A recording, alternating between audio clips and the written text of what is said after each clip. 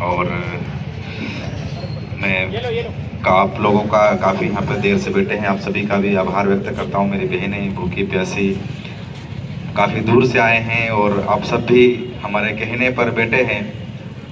तो बहुत से साथी यहाँ पर आसपास इधर उधर जो सुन रहे हैं, जो देख रहे हैं, जो अपने अपने कामों में जो मगन हैं, घूम फिर रहे हैं, शॉपिंग कर रहे हैं, कुछ चीज़ें ले भी रहे हैं। कुछ लोग ये सोच रहे होंगे कि क्या चल रहा है, कोई इधर से घूम के देख ले, कोई उधर से घूम के देख ले। हम उनके लिए कहना चाहते हैं, ये आज खुले आसमान में हम और आप यहाँ पर घूम पा रहे हैं, बैठ पा रहे हैं, देख पा रहे हैं, हम बात कर रहे हैं, संवाद कर पा रहे हैं, ये कहीं न कहीं यहाँ पर पीछे जो फोटोएं लगी है, ये उन्हीं क्रांतिकारियों की देन है। आज ये यात्रा उनके ही आभार के लिए आई है।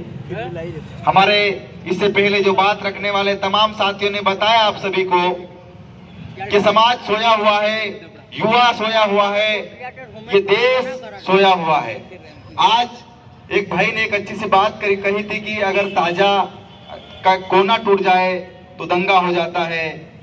एक हिंदू की भावना, किसी को जरा सा चोट लग जाती है, लेकिन किसी का खून हो जाए तो उसकी भावना आहत नहीं होती है।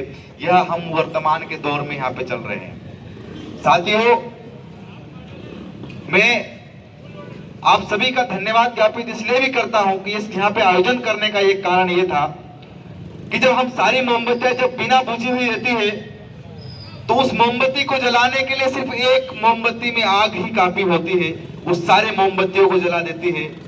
तो हमारा एक उद्देश्य ये भी था कि यहाँ पे कार्यक्रम हो और कहीं न कहीं एक मोमबत्ती यहाँ से जल के जाए, वो सारी मोमबत्तियों को जलाने का काम करे। हमें नहीं चाहिए 1 लाख की पब्लिक, हमें नहीं चाहिए 10,000 की पब्लिक, हमें नहीं चाहिए पेड पब्लिक जो भाड़े से बुला कर लाए और सुने। हम चाहते हैं कि इस मंच से यहाँ सर और एक दूर दुकान में कोई शॉपिंग करने वाला बंदा भी इस बात को सुने, ये कार्यक्रम क्यों होना चाहिए और क्यों हो रहा है। इस देश में ऐसे कानून आ रहे हैं जिसको आपको मालूम ही नहीं है। यहां से कुछ दिन पहले जब बताया गया आपके मीटर, स्मार्ट मीटर लगाए जा रहे हैं, अभी आपके घरों में लगा नहीं, इसलिए आपको पता नहीं, आराम से बैठ के आप लोग बिल भर रहे हैं। आपको बड़वानी की जनता को इस बात का ज्ञान भी होना चाहिए कि मध्य प्रदेश सरकार ने जिला कलेक्टरों को यह आदेश कर दिया है कि नर्मदा के किनारे 5 किलोमीटर तक के गांवों को खाली करवाया जाए। यहां से राजघाट नर्मदा हमसे मात्र 5 किलोमीटर दूर है। वो दिन दूर नहीं जब यहां से जेसीबी आएगी, फोर्स आएगी और आपको बेदखल करेगी। ये आदेश कोई भाषण में हो रहा है या फिर हवाई बात कर, इस बात को आप नजरअंदाज मत करना साथियों। ये आदेश अलीराजपुर में आ गया है, बड़वानी कलेक्टर को भी ये आने वाला है। हम लोग पहले बोलते थे कि पलायन किया जा रहा है, आदिवासियों को बेदखल किया जा रहा है, जब फिल्मों में देखते थे। आज इसी क्षेत्र में, इसी मां नर्मदा के नाम पर यहाँ से लगाकर पूरा नर्मदा यहाँ का पूरा बेल्ट, बहुत ही बेल्ट खाली करा दिया गया है। आज जब गांव में जाकर आप लोग देखोगे तो गांव में लोग नहीं मिलते। वो नहीं डूबा है, लेकिन वहां के लोगों को पलायन करवा दिया गया है और अब इस क्षेत्र को औद्योगिक क्षेत्र बनाने की कोशिश की जा रही है। यहाँ पे क्रूज चलाने की बात कर रहे हैं, तो ये षड्यंत्र है।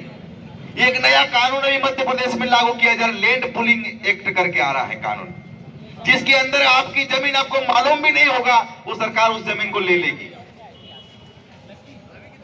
लेकिन आप में तो लड़ने की हिम्मत ही नहीं है। कभी आपने देखा ही नहीं, कभी सुना ही नहीं बिरसा मुंडा को, कभी टंट्या भील को, शहीद भगत सिंह को, अस्फाउल्लाह खान को। कैसे संघर्ष करेंगे आप टीवी में इस प्रकार से अंधे कर दिए गए हैं कि आपको, वो बोलते ना कि जब बिल्ली दूध पीती है तो आंख बंद कर देती है। तो आपको इस बात का एहसास कराया जा रहा है कि सब चंगा सी, सब बढ़िया चल रहा है, लेकिन आपके पैरों तले की जमीन खिसकाई जा रही है। आपको इस बात के भान होना चाहिए। हमारे बच्चों को इस बात का ज्ञान देना अति आवश्यक हो गया है कि लड़ना सीखना पड़ेगा। हमारी बेटी को घर से निकलने से पहले इस बात के लिए तैयार करना पड़ेगा कि बेटी आपको लड़ना पड़ेगा। आपके लड़ने के लिए ना बिरसा मुंडा आने वाला है, ना टंट्या भील आने वाला है। आपके बच्चे को इस प्रकार तैयार करना पड़ेगा, बौद्धिक मजबूत करना पड़ेगा, ताकि वो अपने हक अधिकारों के लिए भी लड़ सके। लेकिन वो दिन दूर नहीं, अगर ये नहीं किया गया तो हमारे साथी ने बताया 1% लोग आपको जिस प्रकार का भारत बताया जा रहा है कि चांद पे जा रहा है, इतना डेवलप कर रहा है, इतना विकास कर रहा है, ये सर्वे भी है, ये आंकड़े भी है, ये तमाम चीजें हैं, दावे के साथ में बता सकता हूं मैं 1% लोगों के पास ही 99% लोगों से ज्यादा जमीन भी है, पैसा भी है। आपके पास कुछ भी नहीं है, 5 किलो राशन के अलावा कुछ नहीं है आपके पास, और ये 5 किलो राशन भी आपके पास भिक्षा में दी जा रही है। ऐसे आपके ऊपर नेता बड़ी दादागिरी से कहते हैं कि 5 किलो चावल हम दे रहे हैं।